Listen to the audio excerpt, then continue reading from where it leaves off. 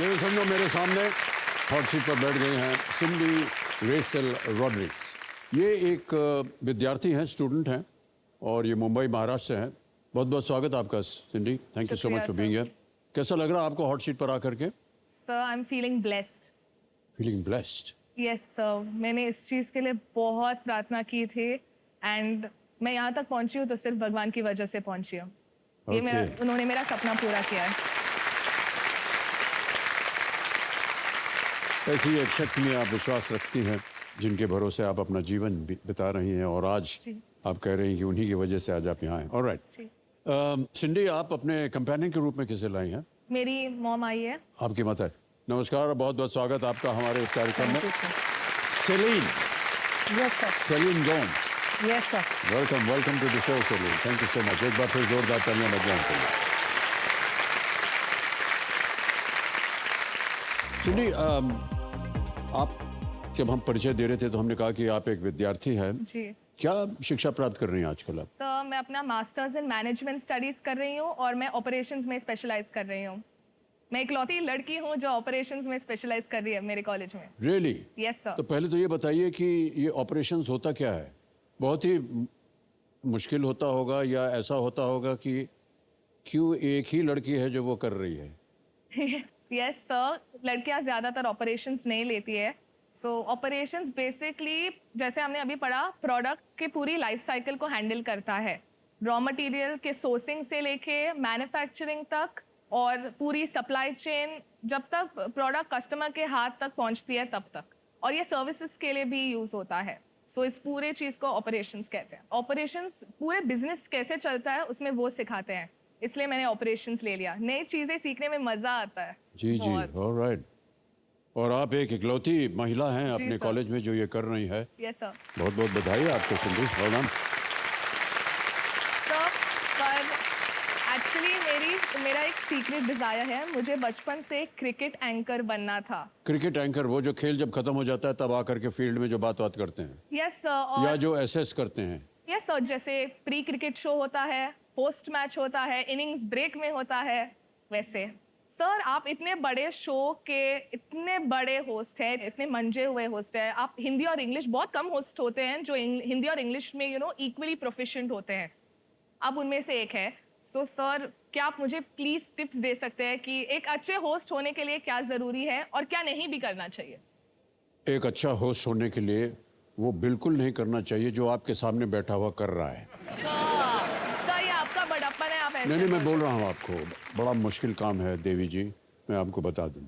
Yes sir. ऐसा बनने की कोशिश मत कीजिएगा। आप स्वयं इतनी प्रबल है, आपने आईटी पास किया हुआ है, मैनेजमेंट ट्रेनिंग कर रही हैं, कितना कुछ कर रही हैं आप। एंकर तो फट से हो जाएगा आपका सर। अगर आप क्रिकेट को इतनी अच्छी तरह से फॉलो कर रही हैं। जी। कोई उसमें तकलीफ नहीं होगी। सर बहुत सीखना बाकी है। उम्मीद है कि इस शो के बाद मुझे एक ब्रेक भी मिले। हाँ, हमारी शुभकामनाएं आपके साथ। आप जितने भी चीजें कर रहे हैं ना, सब में आप उत्तम पहुंचे, यही हमारी कामना है। Thank you so much sir. Sindhi, आपकी माता जी ने कितनी अच्छी अच्छी बातें कही आपके बारे में, आप उनके बारे में कुछ कहना चाहेंगे? सर मेरे सक्सेसफुल होने में उनका बहुत बड़ा हाथ है, क्योंकि कोई भी डॉटर अपने पेरेंट्स से सीखती है और मैंने अपनी मॉम से स्ट्रॉन्ग होना सीखा है।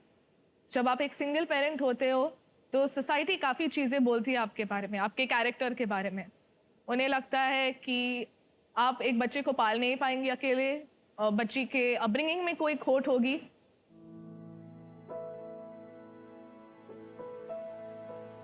इवन जब मैं स्कूल में होती थी तो मुझसे गलती, I couldn't make a mistake, क्योंकि सबसे पहले लोगों के दिमाग में आएगा कि she is from a broken home, her mom is a single parent, तो इसकी अपब्रिंगिंग ठीक नहीं होगी इसलिए इसने गलती की। लोग आपको काफी जज करते हैं, क्यूरियस होते हैं, सो बहुत सवालों का जवाब देना पड़ता है। And but sir this situation has led me to grow closer to God sir. अगर भगवान नहीं होता तो हम तीन यहाँ तक नहीं पहुंच पाते हैं। मेरी नानी और मेरी मम्मी हमेशा मुझे सिखाया था कि बचपन से गॉड इज माय फादर। ये सिर्फ बोलने के लिए नहीं है, मैंने इस बात को जिया है, महसूस किया है। उन्होंने मुझे यहाँ तक पहुँचाया, वहाँ से यहाँ तक। मेरे नाना जी 2020 में गुजर गए, but he was and is the father figure in my life. आपने फोटो में देखा रहेगा जी, आप उनकी अपनी पीठ के ऊपर बैठे पीठ थे। के जी। ऊपर वो मेरे डॉल हाउस भी फिक्स करते थे। बाकी लोगों के लिए स्ट्रिक्ट हो सकते थे, मेरे लिए बिल्कुल भी नहीं। इन तीनों के बिना और ऑफ कोर्स भगवान के बिना मैं कुछ भी नहीं हूँ। या So I'm really happy about that.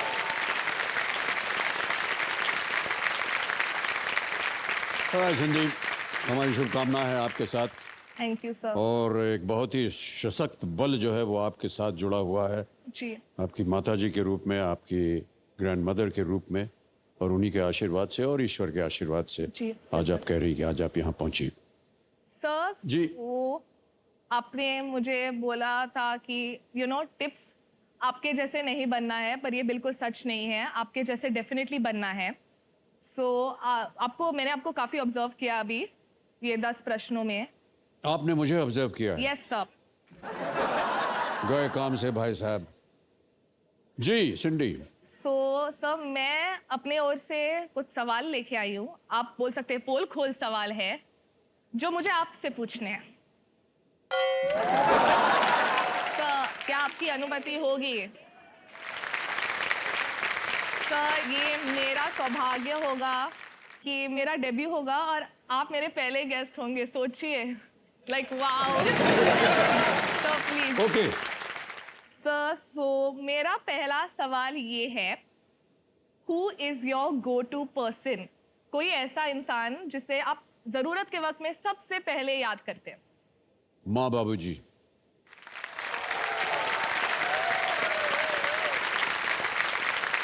वो इस दुनिया में नहीं है, लेकिन उन्होंने जो कुछ सिखाया है हम सब उन्हीं की वजह से, उनके आशीर्वाद से हैं। सर वो आपके लिए और कई प्रार्थना बार कर ऐसा रहे हैं। होता है जीवन में कि आप किसी दुविधा में फंस जाते हैं, संकट होता है, कई बार समझ में नहीं आता कि क्या किया जाए, तो उन्हीं के पास जाते हैं और मन में ये सोचते हैं कि अगर बाबूजी जिंदा होते या ऐसी स्थिति में आ जाते तो वो क्या करते, जी, या माँ क्या करती, यस सर। और हमको उसका उत्तर मिल जाता है। Excellent sir, yes.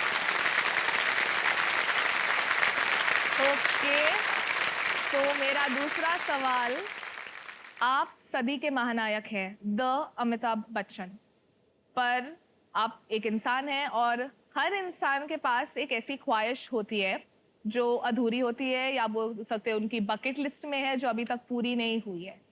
आपकी ऐसी कौन सी अधूरी ख्वाहिश है जो अभी तक पूरी नहीं हुई, जो आप डेफिनेटली पूरा करना चाहोगे? मेरी ये ख्वाहिश है कि जो मेरे सामने मुझसे प्रश्न पूछे जा रहे हैं वो बहुत ही अगला प्रश्न आसान सा प्रश्न है।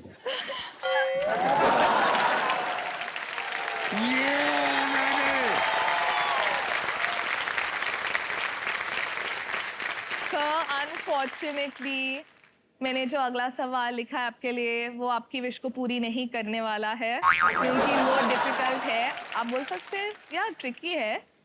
आपका पहला सेलिब्रिटी क्रश कौन है?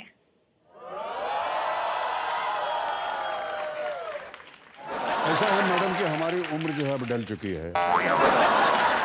अब जब क्रश की बात होती है तो हम ऑरेंज क्रश वगैरह, आइस क्रश वगैरह इसके बारे में सोचते हैं। तो स्कूल में, कॉलेज में किसी भी सेलिब्रिटी हाँ, स्कूल कॉलेज में होता है थोड़ा बहुत। सर सो ऐसी कौन महिला नहीं, थी? अगर आप चाहें कि मैं कहूँ कि आप प्रशंसक किन के थे तो मैं जी। बोल सकता हूँ। तो जी। दिलीप साहब और वहीदा जी, मैं बहुत ही उनसे प्रभावित था, और जिस तरह से उन्होंने अपने फिल्मों में काम किया, और वहीदा जी हमेशा बहुत ही सुंदर, मुझे उनमें हमेशा एक बहुत ही भारतीयता जो थी, very Indianness always I felt, sir आप very down to earth, very simple. और अब आप कितने लोगों के सेलिब्रिटी क्रश बन चुके हैं या एक भी नहीं है कोई, गाँव में पता है, एक भी तो ऐसे ही बोल रहे हैं, ऐसे ही बोल रहे हैं ये। ये क्योंकि इधर आए हुए हैं ना, इनको ये ठहर दो। ये ठहर जाए, बताते हैं, हमको मालूम है सब यार। Okay, next. क्या आप सोते वक्त खराटे मारते हैं? अच्छा, मेरी बात सुन लीजिए, हमको कैसे मालूम पड़ेगा कि हम कराटे मार रहे हैं? सर किसी आजकल लोग वीडियो भी लेते हैं सोते समय, सो क्या आपका वीडियो किसी ने लिया हो और आपको दिखाया होते कि दी अमिताभ बच्चन सोते वक्त खराटे मारते हैं? देवी जी, आपको मैं बता दूं कि इतनी नजदीक हम किसी को आने नहीं देंगे। यस सर, अगला सवाल आपके सामने ये रहा। क्या आपको लगता है कि औरतें कॉम्प्लिकेटेड होती है? Do you think women are complicated? women in general, मैं किसी स्पेसिफिक और आपकी जिंदगी में किसी स्पेसिफिक के बारे में मार खाना है क्या मुझे?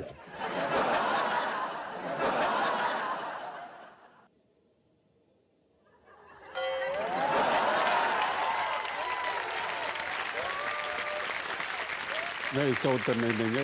जितनी महिलाएं बैठी हैं और जितनी जनता बहुत मारेगी हमको। सर आप चाहे तो इस सवाल पे आप ऑडियंस पोल यूज कर सकते हैं कि कितने।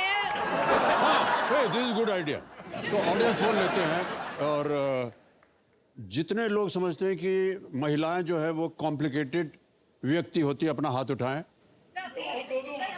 औरतें भी, वाह। आपने देख लिया ना, जितने मर्द हैं सिर्फ उन्हीं का हाथ उठा है।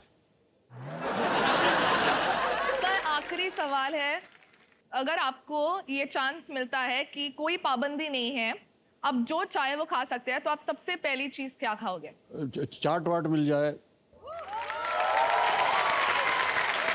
और गुजरात में वो मिलता है हांडवा और सब, ये बहुत अच्छा। हाँ, और वो पापड़ की तरह होता है, एकदम पतला रोटी, फाफड़ा, ये बहुत अच्छा लगता है। हाँ, वड़ा पाव। अगर आपको मुझे अपने घर बुलाना हो, बोलिए वड़ा पाव बन रहा है, हम आ जाएंगे आपके यहाँ। सर हम कल ही बनाने वाले हैं, आप भी आइएगा। कल थोड़ा मैं बिजी हूँ। Alright, yes, thank you so much इंडी, बहुत बहुत Thank you धन्यवाद। so तालियां much, बजाएं sir. इनके लिए एक बार फिर से। Thank you. Thank you so much for being my guest. Alright.